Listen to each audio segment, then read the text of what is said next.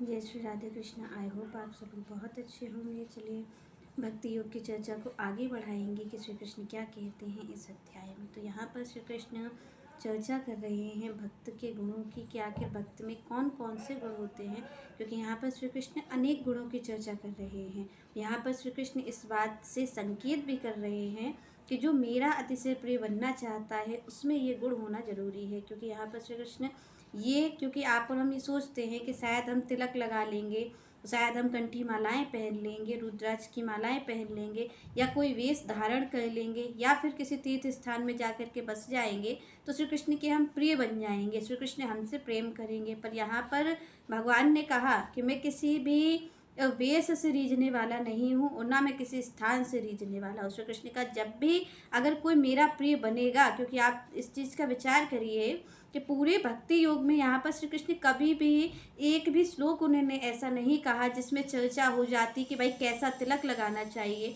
कैसा वेश धारण करना चाहिए, कितनी मालाएं करनी चाहिए, या कितना मंत्र जाप करना चाहिए। यहाँ पर श्री कृष्ण एक भी चीज़ की बात नहीं कर रहे। वो ये नहीं कह रहे भाई कितनी माला करनी, क्योंकि यहाँ पर हम क्या करते भाई कैसा तिलक लगाएं, सबका यही प्रश्न होता है। किस तरीके का तिलक लगाएं, किस तरीके के स्थान पर जा कर के हम भजन करें, किस तरीके का वेश धारण करें, कितनी मालाएं पहन लें, कितने मंत्र जाप हम करें, कितने। तो यहाँ पर आप हम यही सब तो करते रहते हैं, पर आप देखिए कि श्री कृष्ण क्या कहते हैं। श्री कृष्ण तो इन चीज़ों पर चर्चा ही नहीं कर रहे हैं, उनको तो केवल गुणों से मतलब है। उन्होंने कहा भाई ये गुण होना जरूरी है, आपका वेश है या नहीं, आप तीर्थ स्थान में रह रहे हो या नहीं रह रहे हो, कैसा तिलक लगा रहे हो, कौन सा तिलक लगा रहे हो या नहीं भी लगा रहे हो।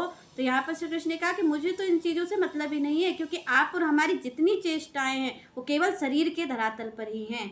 और यहाँ पर श्री कृष्ण जहाँ की बात कर रहे हैं वो मन के धरातल पर घटने वाली घटना है। भगवान ने यहाँ पर, क्योंकि आप और हम देखें, जो हम तिलक रचते हैं, जो हम तीर्थ स्थानों में रहने की बात करते हैं, हम मालाएं धारण करते हैं, तो क्या कर रहे हैं हम अपने केवल शरीर को ही तो सजा रहे हैं। शरीर भक्त बन जाए, भक्त दिखने लग जाए। यहाँ पर क्या बात है कि आप और हम चाहते हैं कि भाई हम भक्त जैसे दिखने लग जाएं, हम संत जैसे दिखने लग जाएं। तो श्री कृष्ण कहते हैं भाई शरीर को अगर सजाओगे तो तुम भक्त जैसे दिखने लग जाओगे, तुम संत जैसे दिखने लग जाओगे। तो श्री कृष्ण कहते हैं अगर मन को नहीं सजाओगे तो तुम संत हो नहीं सकते, दिखने तो लग जाओगे, चार लोग तुम्हें प्रणाम भी कर लेंगे, तुम्हें भक्त भी कहने लग जाएंगे, जय जयकार करने लग जाएंगे, संत मानने लग जाएंगे। तो श्री कृष्ण कहते हैं तुम्हारा होने वाला कुछ नहीं है, क्योंकि जो शरीर का कार्य है वो शरीर तक ही रह जाएगा। जिस दिन तुम शरीर छोड़ के जाओगे तो श्री कृष्ण कहते हैं उस दिन तुम रहोगे जीरो ही, तुम्हारी फिर गिनती वहीं से शुरू होगी। तो यहाँ पर श्री कृष्ण ने इसीलिए कहा कि कभी भी आप ये सोचो कि कोई शरीर को भक्त बना ले, भक्त जैसा दिखने लग जाए, संत जैसा दिखने लग जाए,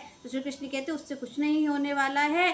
पर यहाँ पर श्री कृष्ण कहते हैं कि अगर कुछ होगा आप संत भक्त जैसे दिखिए मत, आप संत भक्त जैसे बन जाइए।